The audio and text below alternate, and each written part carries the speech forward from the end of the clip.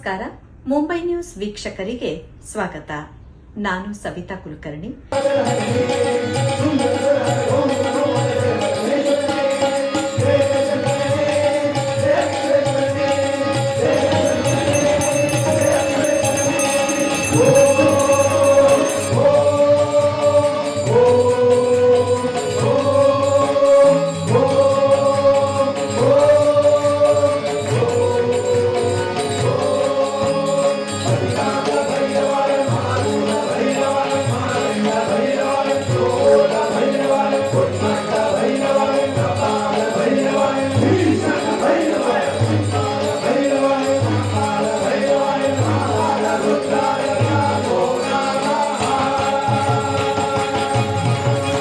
ಸಾಂಸ್ಕೃತಿಕ ನಗರಿ ಡೋಂಬಿವಲಿಯಲ್ಲಿ ಕನ್ನಡ ಕಲೆ ಮತ್ತು ಸಂಸ್ಕೃತಿಯನ್ನು ಹೊರನಾಡಿನಲ್ಲಿ ಪಸರಿಸುತ್ತಿರುವ ಕರ್ನಾಟಕ ಸಂಘ ಡೋಂಬಿವಲಿ ಇದರ ಲಲಿತಕಲಾ ವಿಭಾಗದ ವತಿಯಿಂದ ಇತ್ತೀಚೆಗೆ ಅದ್ದೂರಿ ಪುರಂದರದಾಸರ ಭಜನಾ ಸ್ಪರ್ಧೆಯನ್ನು ಯಶಸ್ವಿಯಾಗಿ ಆಯೋಜಿಸಿತ್ತು.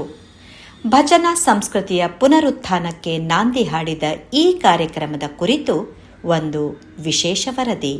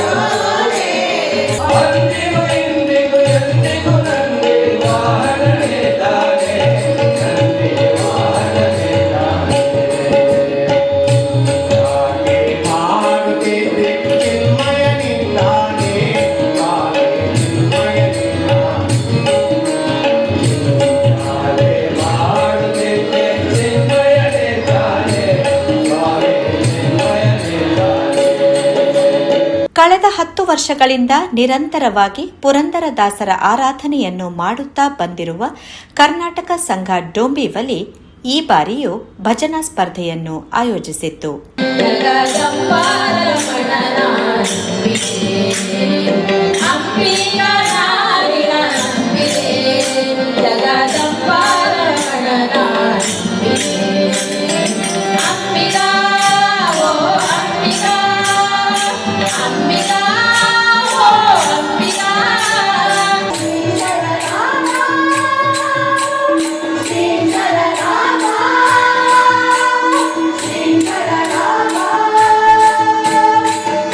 La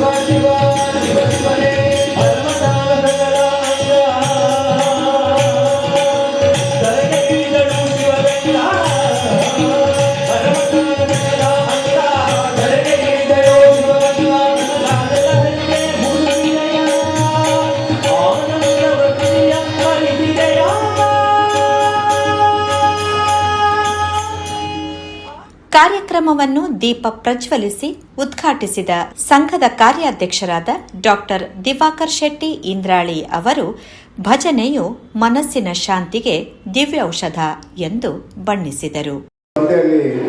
ಭಾಗವಹಿಸಲು ಬಂದಿರುವ ಎಲ್ಲ ಭಜಕರಿಗೆ, ಬೇರೆ ಬೇರೆ ಸಂಘ ಸಂಸ್ಥೆಯ ಪದಾಧಿಕಾರಿಗಳಿಗೆ ನಾನು ಹೃತ್ಪೂರ್ವಕವಾಗಿ ಸ್ವಾಗತಿಸಿದ್ದೇನೆ. ಸಂಘದ ಅಧ್ಯಕ್ಷರಾದ ಸುಕ್ಮಾನ್ ಶೆಟ್ಟಿಯವರು ಹಾಗೂ ಎಲ್ಲ ಪದಾಧಿಕಾರಿಗಳು, ಲಲಿತ ಕಲಾ ವಿಭಾಗದ ಕಾರ್ಯಾಧ್ಯಕ್ಷರಾದ ಸುಷ್ಮಾ ಶೆಟ್ಟಿ ಹಾಗೂ ರಮೇಶ್ ಶೆಟ್ಟಿಯವರು, ವಸಂತ ಸುವರ್ಣ ಎಲ್ಲ ಪದಾಧಿಕಾರಿಗಳಿಗೆ, ಯಾಕಂದರೆ ಇದರ ಹಿಂದೆ ತುಂಬ ಕೆಲಸ ಉಂಟು. ದುಬ್ಬಿದಲ್ಲಿ ನಾನು ಹೆಮ್ಮೆಯಿಂದ ಹೇಳ್ತಿದ್ದೇನೆ, ಈ ಒಂದು ಭಜನಾ ಸ್ಪರ್ಧೆಯನ್ನು ಪ್ರಪ್ರಥಮವಾಗಿ ಪ್ರಾರಂಭ ಮಾಡಿದ್ದು ನಮ್ಮ ಕರ್ನಾಟಕ ಸಂಘದಿಂದ. ಆ ನಂತರ ಈಗ ಎಲ್ಲ ಬೇರೆ ಬೇರೆ ಸಂಘ ಸಂಸ್ಥೆ, ಯಾಕೆಂದರೆ ದುಂಬಿಲಿ ಅಂತ ಹೇಳಿದರೆ ಒಂದು ಮಹಾರಾಷ್ಟ್ರದ ತುಳುನಾಡು ಅಂತ ಹೇಳ್ತೇವೆ. ಈ ಸಾಂಸ್ಕೃತಿಕ ಹಬ್ಬದಲ್ಲಿ ಮಕ್ಕಳ ಕುಣಿತ ಭಜನೆಯ 8 ತಂಡಗಳು ಹಾಗೂ ಕುಳಿತು ಭಜನೆ ಮಾಡುವ ಹಿರಿಯರ 11 ತಂಡಗಳು ಭಾಗವಹಿಸಿ ನೆರೆದಿದ್ದ ಭಕ್ತಾದಿಗಳನ್ನು ಮಂತ್ರ ಮುಗ್ಧಗೊಳಿಸಿದವು.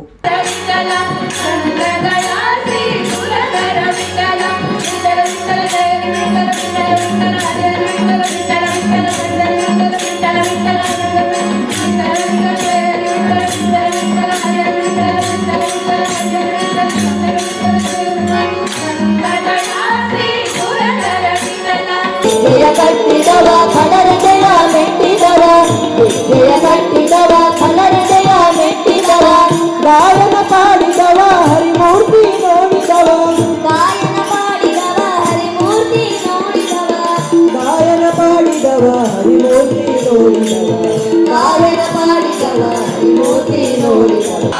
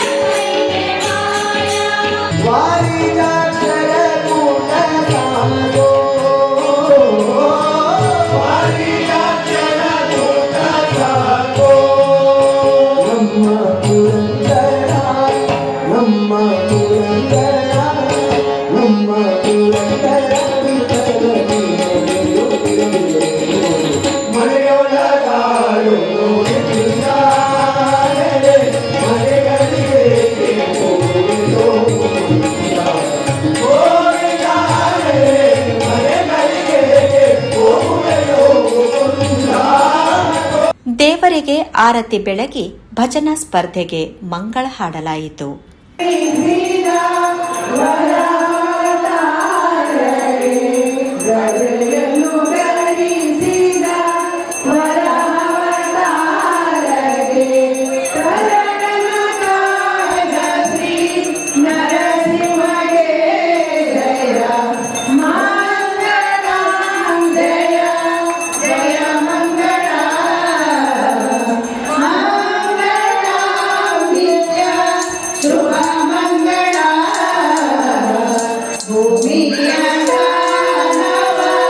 Yeah.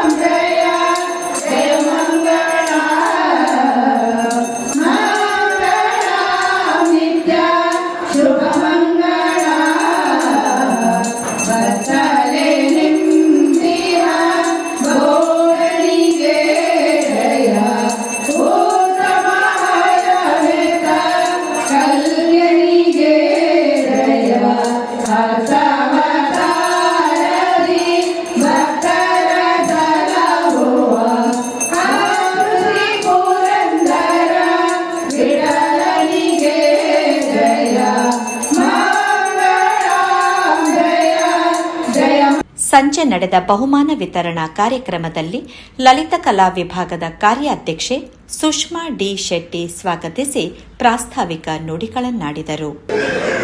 ಲಲಿತಾ ಕಲಾ ವಿಭಾಗದ ಕಾರ್ಯದರ್ಶಿಯಾದ ನನಗೆ ನಮ್ಮ ವಿಭಾಗದಲ್ಲಿ ಪ್ರತಿ ವರ್ಷ ಜರುಗುತ್ತಿರುವ ಕಾರ್ಯಕಲಾಪಗಳ ಬಗ್ಗೆ ತಿಳಿಸಲು ತುಂಬಾ ಹೆಮ್ಮೆ ಅನಿಸುತ್ತದೆ. ಪ್ರತಿ ವರ್ಷ ಲಲಿತಾ ಕಲಾ ವಿಭಾಗದ ವತಿಯಿಂದ ಸಂಘದ ಸದಸ್ಯರಿಗೆ ವಿಹಾರಕೂಟವನ್ನು ಆಯೋಜಿಸುತ್ತಾ ಬರುತ್ತಿದ್ದೇವೆ. ಈ ವರ್ಷವೂ ನಾವು ವಿಹಾರಕೂಟವನ್ನು ಕೊಫೋಲಿಯಾ ಮ್ಯಾಜಿಕಕ್ಕೆ ಆಯೋಜಿಸಿದ್ದು ಸುಮಾರು 200 ಮಂದಿ ವಿಹಾರಕೂಟದಲ್ಲಿ ಭಾಗವಹಿಸಿದರು. ಬಹಳ ಸಂತಸ ತಂದಿದೆ. ಹೀಗೆ ಪ್ರತಿ ವರ್ಷವೂ ನಿಮ್ಮ ಸಹಕಾರವನ್ನು ಬಯಸುತ್ತೇವೆ. ನಾಡ ಹಬ್ಬವನ್ನು ನಾವು ಬಹಳ ವಿಜೃಂಭಣೆಯಿಂದ ಆಚರಿಸಿದ್ದೇವೆ. ಮಹಿಳಾ ವಿಭಾಗ ಮತ್ತು ಲಲಿತಾ ಕಲಾ ವಿಭಾಗ ಜಂಟಿಯಾಗಿ ಕನ್ನಡಿಗರಿಗಾಗಿ ಏನಾದರೂ ಸ್ಪರ್ಧೆಯನ್ನು ಆಯೋಜಿಸಿ ಅವರ ಕಲೆಗೆ ಪ್ರೋತ್ಸಾಹವನ್ನು ನೀಡುತ್ತಾ ಬಂದಿದ್ದೇವೆ. ಅಲ್ಲದೆ ದೊಮ್ಮೂಲಿ ಠಾಕೂಲಿ ಪರಿಸರದ ಮಕ್ಕಳಿಗಾಗಿ 5ನೇ ತರಗತಿಯಿಂದ 10ನೇ ತರಗತಿಯವರೆಗೆ ಚಿತ್ರಕಲಾ ಸ್ಪರ್ಧೆಯನ್ನು ಆಯೋಜಿಸಿದ್ದೇವೆ. ಈ ವರ್ಷ ಕೂಡ 100ಕ್ಕೂ ಅಧಿಕ ಮಕ್ಕಳು ಈ ಸ್ಪರ್ಧೆಯಲ್ಲಿ ಭಾಗವಹಿಸಿ ನಮ್ಮ ಸ್ಪರ್ಧೆಯ ಯಶಸ್ಸಿಗೆ ಕಾರಣರಾಗಿದ್ದಾರೆ. ಅವರೆಲ್ಲರಿಗೂ ನಾನು ಮೊದಲೊಮ್ಮೆ ಕೃತಜ್ಞತೆಯನ್ನು ಸಲ್ಲಿಸುತ್ತೇನೆ. ಇಂದು ನಡೆದ 2 ಸ್ಪರ್ಧೆಯಲ್ಲಿ ಒಟ್ಟು 19 ತಂಡಗಳು ಭಾಗವಹಿಸಿ ಪ್ರೋತ್ಸಾಹವನ್ನು ನೀಡಲಿವೆ. ಮಕ್ಕಳ ಪರೀಕ್ಷೆ ನಡೆಯುತ್ತಿದ್ದರೂ ಮಕ್ಕಳನ್ನು ಪ್ರೋತ್ಸಾಹಿಸಿ ಸ್ಪರ್ಧೆಯಲ್ಲಿ ಪಾಲ್ಗೊಳ್ಳಲು ಹುರಿದುಂಬಿಸಿದ ಪಾಲಕರಿಗೆ ನನ್ನ ಹೃದಯಾಂತರಳಾದ ವಂದನೆಗಳು. ಮುಂಬರುವ ಪ್ರತಿ ವರ್ಷದಲ್ಲಿ ತಮ್ಮ ಪ್ರೋತ್ಸಾಹ ಹೀಗೆ ಇರಲೆಂದು ಕೇಳಿಕೊಳ್ಳುತ್ತಾ ಮೊದಲೊಮ್ಮೆ ಎಲ್ಲರಿಗೂ ಕೃತಜ್ಞತೆಯನ್ನು ಸಲ್ಲಿಸುತ್ತೇನೆ. ಸಂಘದ ಕಾರ್ಯಾಧ್ಯಕ್ಷರಾದ ಡಾಕ್ಟರ್ ದಿವಾಕರ್ ಶೆಟ್ಟಿ ಇಂದ್ರಾಳಿ ಅವರು ಮಾತನಾಡುತ್ತಾ ಲಲಿತ ಕಲಾ ವಿಭಾಗದವರ ಕಾರ್ಯವನ್ನು ಶ್ಲಾಘಿಸಿದರು. ನಾವು ಪ್ರತಿ ವರ್ಷ ಲಲಿತ ಕಲಾ ವಿಭಾಗದಿಂದ ಪುರಂದರ ದಸರಾ ಭಜನಾ ಸ್ಪರ್ಧೆ ಆರಾಧನಾ ಮಹೋತ್ಸವ ಮಾಡ್ತಾ ಇದ್ದೇವೆ. ಅದು ಭಜನಾ ಒಂದು ರೀತಿಯಲ್ಲಿ ಸ್ಪರ್ಧೆ ಆಗಬೇಕು. ಯಾವುದೇ ಒಂದು ಕ್ಷೇತ್ರದಲ್ಲಿ ಸ್ಪರ್ಧೆ ಆದರೆ ಅದು ಒಳ್ಳೆಯದು. ಆದರೆ ಅದು ಸ್ಪರ್ಧಾತ್ಮಕವಾಗಿ ಇರಬಾರ್ದು. ಭಾಗವಹಿಸೋದು ಕೂಡ ಅಷ್ಟೇ ಮುಖ್ಯ. ಯಾಕೆಂದರೆ ದಾಸ ಸಾಹಿತ್ಯದವರು ಪುರಂದರ ದಾಸರ ಬಗ್ಗೆ ಈಗಲೂ ಹೇಳಿದ್ರು. ಸುಮಾರು 4,75,000 ಕೃತಿಗಳನ್ನು ಮಾಡಿ ನವಕೋಟಿ ನಾರಾಯಣ ಅಂತ ಬಿರುದನ್ನು ಪಡ್ಕೊಂಡವರು. ನಾವು ನಾಡಹಬ್ಬ ಕೂಡ ಅಷ್ಟೇ ಅದ್ದೂರಿಯಾಗಿ ಮಾಡ್ತಾ ಇದ್ದೇವೆ. ಹಾಗಾಗಿ ದೊಂಬಿಲಿಯ ಕರ್ನಾಟಕ ಸಂಘದಲ್ಲಿ ಬೇರೆ ಬೇರೆ ಈಗ ಮಹಿಳಾ ವಿಭಾಗ ಆಶಕನವರು ಇವತ್ತು ಕೂಡ ಆಶಕನವರು ಲೇಟ್ ಆಗಿ ಹೇಳಿದೆ. ನಮ್ಮ ಮಹಿಳಾ ವಿಭಾಗ ತುಂಬ ಗಟ್ಟಿದೆ. ಯಾಕಂದರೆ ಒಂದು ದೊಡ್ಡ ಈಗ ನೀವಾಗ ಒಂದು ಭಜನೆ ಮಾಡೋದು ನೀವು ನೋಡಿರ್ಬೋದು. ಆಶಕನವರ ಒಂದು ಮುಂದಾಳತ್ವದಲ್ಲಿ ಯಾವುದೇ ಒಂದು ಕಾರ್ಯಕ್ರಮ ಪ್ರಾರಂಭ ಮಾಡೋದಾದರೆ ಮೊದಲು ನಮ್ಮ ಮಹಿಳಾ ವಿಭಾಗದವರು ಚಾಲನೆ ಕೊಡ್ತಾರೆ ಅದಕ್ಕೆ. ಹಾಗೆ ಮಹಿಳಾ ವಿಭಾಗದಿಂದಾಗಲಿ ನಮ್ಮ ಕ್ರೀಡಾ ವಿಭಾಗ, ನಮ್ಮ ಲೈಬ್ರರಿ ಕಮಿಟಿ ಇಲ್ಲಿ ಅದರ ಚೇರ್ಮನ್ ರಾಜೀವ್ ಭಂಡಾರಿದ್ದಾರೆ, ಪ್ರಭಾಕರ್ ಇದ್ರು ಹೋದ್ರು ಅನ್ತದೆ. ಪ್ರತಿಯೊಂದು 4 ವಿಭಾಗದಿಂದ ಕೂಡ ಬೇರೆ ಬೇರೆ ಕಾರ್ಯಕ್ರಮ ಆಗ್ತಾ ಇರ್ತದೆ ಪ್ರತಿ ವರ್ಷ ಕೂಡ. ಅದಕ್ಕೆ ಎಲ್ಲ ಕಾರ್ಯಕ್ರಮಗಳಿಗೆ ನಿಮ್ಮೆಲ್ಲ ಸಹಕಾರ ಕೂಡ ದೊಡ್ಡ ರೀತಿಯ ಒಂದು ಸಹಕಾರ ನೀವೆಲ್ಲ ಕೊಡ್ತಾ ಇದ್ದೀರಿ. ಇನ್ನು ಮುಂದೆಯೂ ನೀವು ಇದೇ ರೀತಿಯ ಸಹಕಾರ ಕೊಡಬೇಕು. ಮತ್ತು ಈಗಲೇ ಹೇಳಿದೆ, ಇನ್ನು ಯಾರು ಇನ್ನಂತಾರೆ ನಮಗೂ ಗೊತ್ತಿಲ್ಲ. ಅದು ಯಾಕಂದರೆ ನಮ್ಮ ಜಡ್ಜಿನವರು ಭಾಳ ಸ್ಟ್ರಿಕ್ಟ್ ಇದ್ದಾರೆ. ಇವತ್ತು ಯಾರಿಗೂ ತೋರಿಸಿಲ್ಲ. ಬಸವನ ಹೇಳಿದಾಗೆ 3 ಸ್ಟೆಪ್ ಹಾಕಿದ್ದಾರೆ ಓಪನ್ ಮಾಡ್ಬಾರ್ದು ಅಂತ. ಏನೇ ಆಗಲಿ ಒಳ್ಳೆಯದು ಇರ್ಬೋದು. ಆದರೆ ಯಾರು ಬೇಸರ ಮಾಡ್ಕೊಳ್ಬೇಡಿ. ಒಳ್ಳೆಯ ಕಾರ್ಯಕ್ರಮ ಕೊಟ್ಟಿದ್ದೀರಿ ನಿಮ್ಗೆಲ್ರಿಗೂ ಮನದೊಮ್ಮೆ. ಯಾಕಂದರೆ ಭಜನೆ ಇದ್ದಲ್ಲಿ ವಿಭಜನೆ ಇಲ್ಲ ಯಾವಾಗಲೂ. ಯಾಕಂದರೆ ನನಗೆ ತುಂಬ ಸಂತೋಷ ಅಂದರೆ ದೊಂಬಿಲಿ ಅಂತ ಒಂದು ಊರಿನಲ್ಲಿ ಇಷ್ಟು ದೊಡ್ಡ ಸಂಖ್ಯೆಯಲ್ಲಿ ಭಜನಾ ಕಾರ್ಯಕ್ರಮ ಕೊಡಲಿಕ್ಕೆ ಈಗಿನ ಮಕ್ಕಳು ಬರ್ತಾರೆ ಅಂದರೆ ಅದು ನಿಜವಾಗಿಯೂ ನಮ್ಮ ಸನಾತನ ಧರ್ಮ, ಸನಾತನ ಸಂಸ್ಕೃತಿ ಜೀವಂತವಾಗಿದೆ. ಯಾರು ಹೆದರುವ ಅಗತ್ಯ ಇಲ್ಲ. ಅದರಲ್ಲಿ ವಿಶೇಷವಾಗಿ ನಮ್ಮ ದೊಂಬಿಲಿಯಲ್ಲಿ ಅದು ಖಂಡಿತ ಉಂಟು ಅಂತ ಹೇಳುತ್ತಾ, ಇದೇ ಸಂದರ್ಭದಲ್ಲಿ ತೀರ್ಪುಗಾರರಾದ ಸಚಿನ್ ಸುವರ್ಣ, ಪ್ರಕಾಶ್ ಕುಲಾಲ್ ಮತ್ತು ಚಂದ್ರಶೇಖರ್ ಸುವರ್ಣ ಅವರನ್ನು ಸನ್ಮಾನಿಸಲಾಯಿತು. ಅಲ್ಲದೆ ಪ್ರತಿಭಾವಂತ ವಿದ್ಯಾರ್ಥಿಗೂ ಗೌರವ ಸಮರ್ಪಿಸಲಾಯಿತು.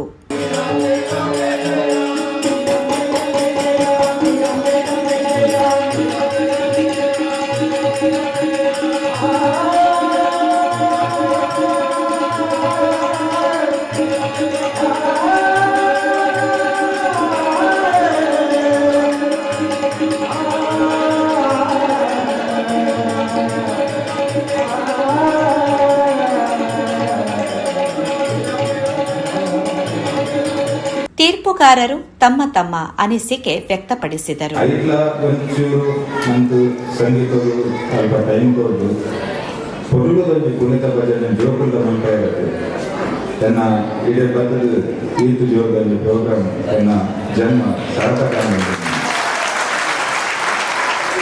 ಹಿರಿಯ ತಪ್ಪನ್ನು ತೋಜಿಬರ್ತದೆ ಅಂತ ಐದು ಕೆಲವೊಂದು ವಿಚಾರ ಅಂತಂದ್ರೆ